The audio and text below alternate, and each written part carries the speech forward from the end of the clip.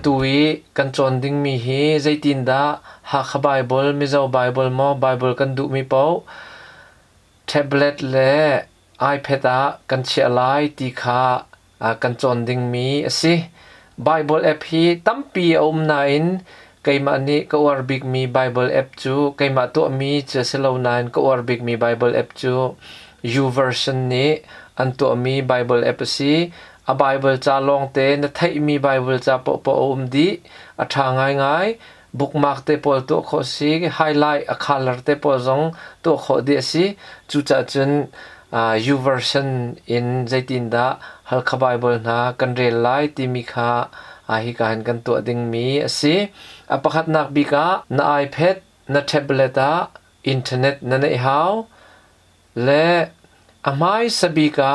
YouVersion akhong na nei how chu cha chun ma hi to aning hi phun tampi na na in zaitin da akhong kan to masalai ti kha kan zo masalai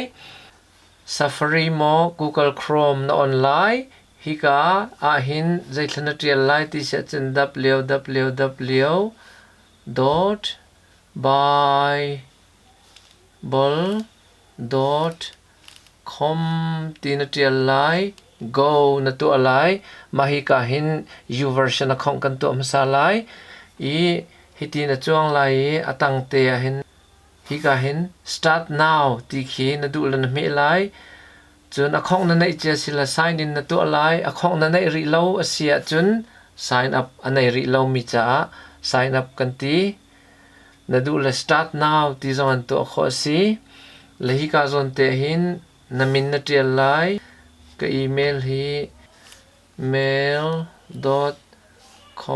tse na password na trial lai na du mi pau na he trial kha nuwa khan sign up na tu alai kha sign up na tu atika na email a chanin kot lai ma kha link te kha imet khomi te kha na me nuwa ma hi YouVersion akhong kha anung lai tina khisi kai chu akhong kanai changcha akhong siam hau ti lo akhong nei ri lo mini Facebook zongin akhong siam kho se Facebook in na mi a chen Facebook page an kalpi lai ma kha ka khan na Facebook na email address mo na phone number le na password na tial lai ma ti khana khong ase ve them lai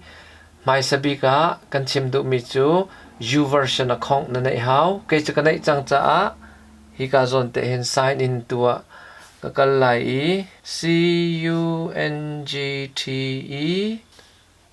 CUNGTE.com hiti hin na password na tial khanwa sign in na tua kalu kho changcha YouVersion akhong kanai tina kasi atu chu YouVersion Bible app kan download lai iPad mang minasia chun App Store anakal lai Android mo tablet Samsung te pol amang mi nasia chun Play Store anakal lai iPad asicha App Store kan kal chunwa hika search timi zon te ahin zaithlana trial la ti se chun YouVersion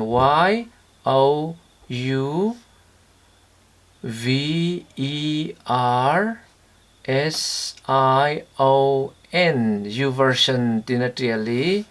namhei YouVersion app hong chuak lai phai sapek howlowin download khomia si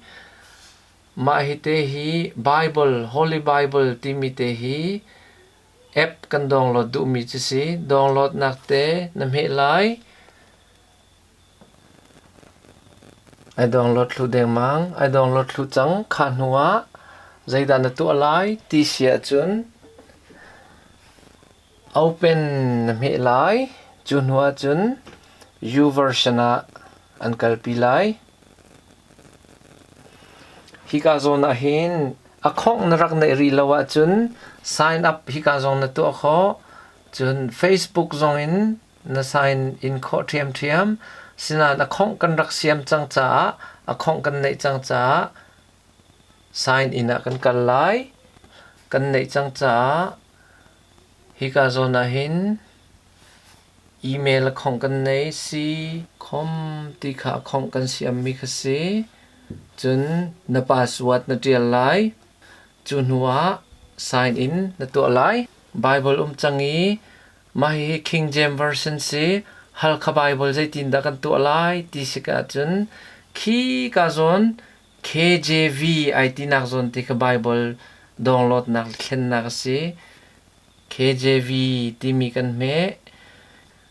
language ti mi ahin nati lai Bible kha all nati achun Bible version thong khat le zani le pali nadu mi pon download kho halkha Bible kan du cha kan kol lai ha kha chin ti kha si cha ai chi tiang kan kal lai hi ka zon te ahin ha kha ti mi te hi kan me piak lai HCL ti mi ha kha Common Language Bible ti mi zon apin leitea download ai ti mi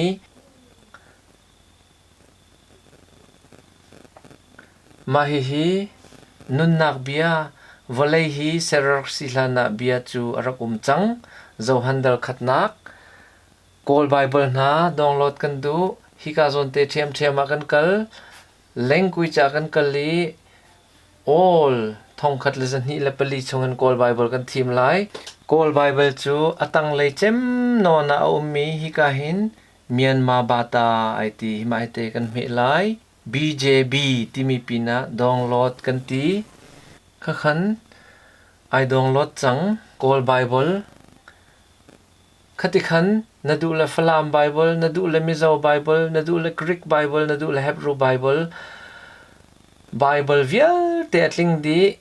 thong khat le zani le pali atu tiang a hin le ma kha nadu mi pon download kho halkha Bible kan tu cha halkha Bible hiti hin kan tu I zo handal khat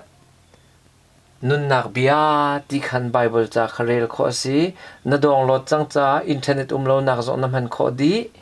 zaitin da Bible kan kol lai hi ka zon hi Johan nati I Johan akal Korin kwat khat dal lei thum na kan du achun Korin kan van me I khatika hi ka hin adal dal lei thum kan van ti ka hin dot nak minung hol phun phun ka hi hol kong hai ti kha chang li nak na hi akhalar te highlight na van du dot nak chu thlat cher ru mi chunga jang fa na ka ngai na van or ngai achun zaitin da na tu kho ti se chun hiti hin na ti I na du la khalar he ai rezong se na van ti achun kati khan na ti ai rezong ma kha khan ti khan akal khau le kha khan nakaw no lang mang te ka khan dot nak chu thlat cher ro ti khase chun ta chun na ka mahina hi dot nak kong kha nei war ngai akol foi nak ding te na ti si achun hi ka hin navan tong lai atang lai te Irene lai ma kha khan zai thana to kho ti si achun hi ka zona hin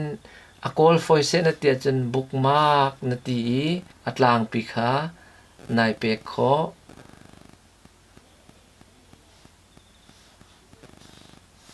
dot nak tin kan hai ti khan kan save lama kha tu nu ni tampi na hei hong benabia rom na hei ko rom dal nga na hei rel sinain kan nonga dot na kai ching che khate tia bookmark ka to khate na ti sia chun menu nakal lai nang mani nai ching che mi si cha na man thla ka chuan nak te na me lai zeya da ti sia chun bookmark kan to mi te kha si cha hi ka zona hin dot nak ti dot nak che thla che ro ti kha kha kharel na du achun tin na to lai chun a hlan pia khan tlangwal pathian thayu tia bookmark karak to chang mi ti khan na du mi pau kha ka hin nai ching che kho athat ngai ngai nak chu pathian he irem nak ti mi hi zaitin da Bible danga ve nga ti te pol na zo na du achun khi ka le kil te khi na me lai mahi ka le hal kha kol ni zaitin da to ve nga ti na zo achun ka hin lai cha kol cha Greek na thiam mi hol pau kha zai tin da ti kha apani in choi thlai ti zau chun ti kho si la chu cha chun bible app vial te a hin ma hi YouVersion ni an to mi bible app hi ko war big mi si version vial te thong khat le zan hi le pali atu tiang a cha kanei lau a lau kan ta lau ti hi atlom ngai lai chu cha chun ma hi tha ngai ngai nang ma ni ariel na hom lo a chun angai zong in ngai kho si khi ka zon te yi speaker icon te chong mi